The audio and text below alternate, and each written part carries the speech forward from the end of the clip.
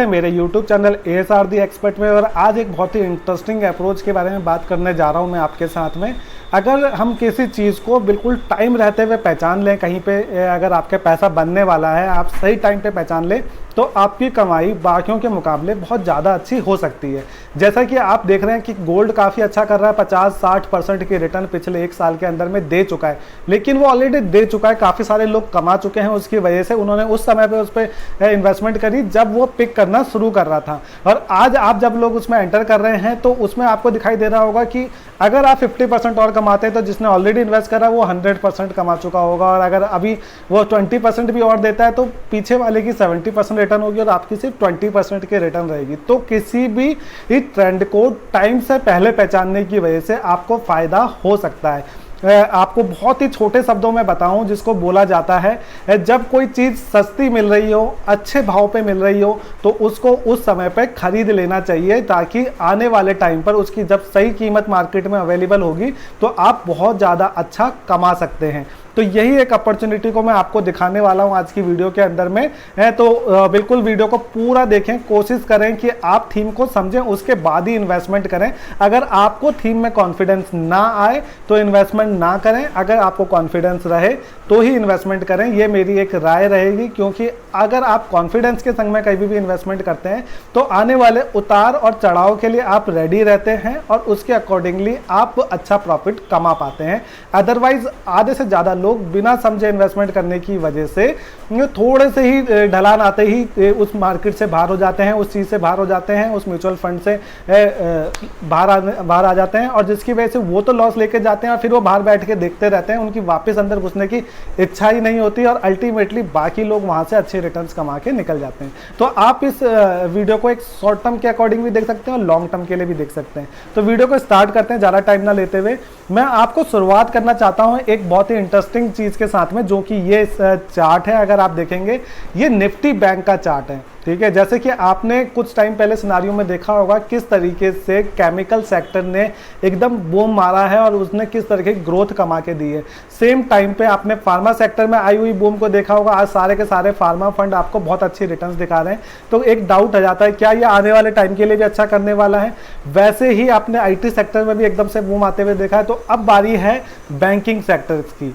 तो banking sector सबसे important sector है हमारी इकोनॉमी के अंदर में। निफ्टी 50 के बाद में अगर कोई इंडाइसिस को ट्रैक किया जाता है एक्टिवली लाइव चैनल्स के अंदर में भी, तो वो है निफ्टी बैंक। बैंक निफ्टी को कॉन्टिन्यूस बेसिस पे फॉलो किया जाता है। और अगर आप देखें इसकी ग्रोथ देखें, 5 साल का मैं डाटा दिखा रहा हूं, ये 16,000 से 32,000 के रेंज में पहुंच चुका था 5 साल के अंदर में। मतलब 5 साल में इसने पैसा लगभग डबल करा था।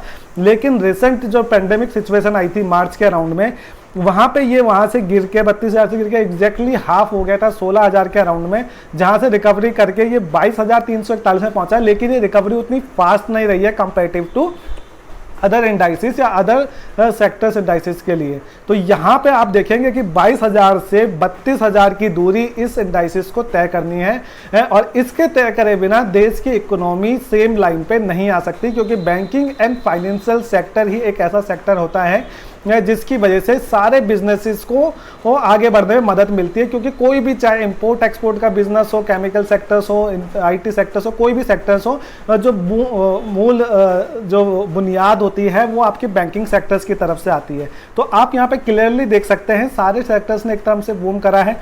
बैंकिंग सेक्टर्स ने इस वीक के साथ में दौड़ भाग लगानी शुरू कर दी है। आपने देखा होगा पिछले 2-3 दिन से ICICI bank, Kotak Mahindra bank, HDFC bank के अंदर में बहुत ज़्यादा वॉल्यूम्स आया है। यहाँ पे आपकी रेटिंग रिटर्न्स भी अच्छे होने लग गई हैं। तो ये आने वाले कुछ महीनों के अंदर ही आपको बहुत ही एक्स्ट्रा ऑर्डिनरी रिटर्न्स दे सकता है। और अगर आप इसमें थोड़ा सा टाइम बिताते हैं, साल सवा साल का टाइम निकालते हैं, तो आपको 50 से 100% तक की रिटर्न्स दिखाई दे सकती हैं बिना टेंशन के।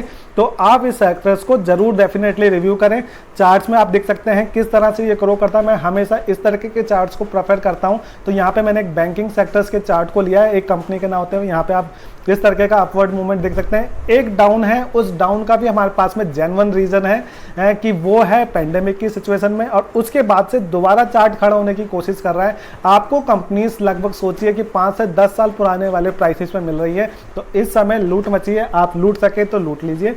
अब बात करते हैं कौन से जगहों पे हम म्यूचुअल फंड्स में लगा सकते हैं। तो जो मेरी सबसे पहली प्रेफरेंस रहती है वो रहती है Tata banking and financial services fund के ऊपर। मैं डायरेक्ट प्लान, ग्रोथ प्लान के बारे में बात करूंगा, आप डिटेल्स देख सकते हैं। एसेट अंडर मैनेजमेंट 447 करोड़ रुपए की है यहाँ पे। अगर रिटर्न्स देखेंगे जो सिग्निफिकेंट रिटर्न्स है, अगर 3 महीने के अंदर में देखते हैं 14% के रिटर्न, ये आपको 3 महीने के टाइम होराइजन में दिख चुका है। या कई लोग बोलेंगे कि भाई देखो मेरे को फार्मा सेक्टर्स में भी ऐसे रिटर्न्स दिखाई दे रही हैं या आईटी सेक्टर्स वाले फंड्स में भी रिटर्न्स दिखाई दे रही हैं, लेकिन आप एक चीज़ नोट करिए कि उनका अगर प्रीवियस 1 साल का रिटर्न देखेंगे आपको काफ़ी अच्छा हायर साइड में दिखाई देगा। जो बूम है वो आ चुका है, मतलब जो मोती क्रीम है काफ़ी लोग खा चुके हैं, वहाँ पे जो 15-20%, 25% के रिटर्न से खा चुके हैं। यहाँ पे बूम की शुरुआत हो रही है, तो आप इसको शुरुआती टाइम पे पिक कर सकते हैं। 6 महीने के रिटर्न्स -22-23% की रिटर्न्स यहीं पे दिखाई दे रही है। 1 साल के रिटर्न्स -10% में है। लेकिन ये सारा डाटा क्यों है? क्योंकि वो जो बूम से नीचे आया है, ये 5 साल से कम टाइम होराइजन के फंड है, जिसमें इन्होंने अभी रिसेंट टाइप का पिक देखा था ऐसे स्लोप में, और उसका धड़ाम से अगर फंड नीचे गिरता है, मतलब मार्केट नीचे गिरती है, तो इसको नेगेटिव रिटर्न दिखाई देते हैं। लेकिन अब अगर कोई इन्वेस्टमेंट करना शुरू करने वाला है यहाँ पे, तो आप सिस्टमैटिक अप्रोच के संग भी जा सकते हैं, और अगर आपके पास में कुछ लमसम के लिए भी अवेलेबल है तो एक छोटा अमाउंट को लमसम के साथ भी यहाँ इन्वेस्ट कर सकते हैं। टोटल पोर्टफोलियो के अंदर में 20 से 25% की वेटेज दे सकते हैं। यहाँ पे एक्सपेंस रेशो 1.08% के अराउंड में रहेगी, ये जिस चीज़ को आपको नोट करना पड़ेगा। लेकिन एक चीज़ का और ध्यान रखें कि एग्जिट जो रहेगी यहाँ पे 1 साल तक से पहले अगर आप एग्जिट करते हैं तो 1% की एग्जिट पेनल्टी रहेगी।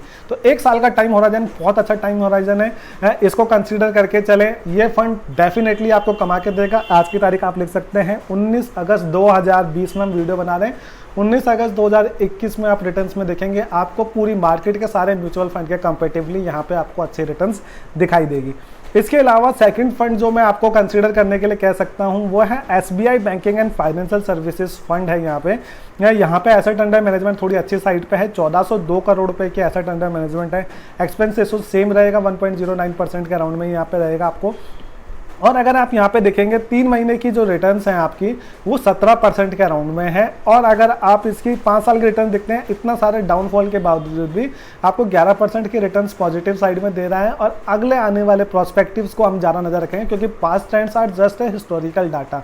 आपको फ्यूचर ट्रेंड्स को समझना बहुत ज़रूरी है, तो यहाँ पे कंसिडर करके चलें। एक बड़ी कंपनी से आ रहा है, बड़ा ब्रांड है, अच्छी एक्सपेंस रेशो है, एग्जिट लोड सेम रहेगा, 1 साल के अंदर 1% का एग्जिट लोड है। तो आप 1 साल के टाइम होराइजन को रखें, उसके बाद रखेंगे तो एग्जिट लोड आपकी लाइफ में से चला जाएगा।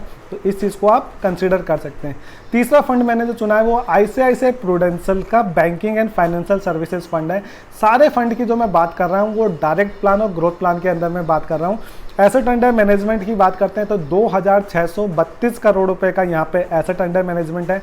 3 महीने के अंदर रिटर्न जैसे आप बात करेंगे 19% की है, 1 साल के अंदर ये लगभग -18% में रिटर्न्स दे रहा है। लेकिन जैसे ही आप आने वाले प्रोस्पेक्टिव को एडअप करते हैं, अगर आप मान के चलें कि 50% का डाउनफॉल नहीं आया होता तो इस फंड की ओवरऑल रिटर्न्स आपको 1 साल में किस तरीके के दिखाई दे रही होते, तो आप उसको अज्यूम कर सकते हैं। तो यहाँ पे एक्सपेक्ट करिए आने वाले टाइम में आपको एक अच्छी अपॉर्चुनिटी मिलने वाली है, सस्ते में एक चीज़ मिल रही है। हमेशा हम अगर 30-40% ऑलरेडी कमा चुके वाले फंड के बारे में रिव्यू करते रहेंगे तो हमको वो एक बड़ा जो क्रीम है खाने के लिए नहीं मिल पाएगी, जहाँ पे हम छोटे में कमा सकते हैं। अब इसके अंदर मैं कुछ छोटी सी चीज़ें बताना चाहता हूँ। कई मेरे साथ में जो इन्वॉल्व रहते हैं वो बार बार सवाल पूछते हैं कि ये म्यूचुअल फंड हम सिलेक्ट करने वाले काफ़ी नए हैं, तो क्या क्या चीज़ें रहती हैं उसके बारे में। देखिए, जब आप कोई म्यूचुअल फंड को पिक कर लेते हैं उसके बाद में 2 कैटेगरी होती हैं, डायरेक्ट प्लान और रेगुलर प्लान।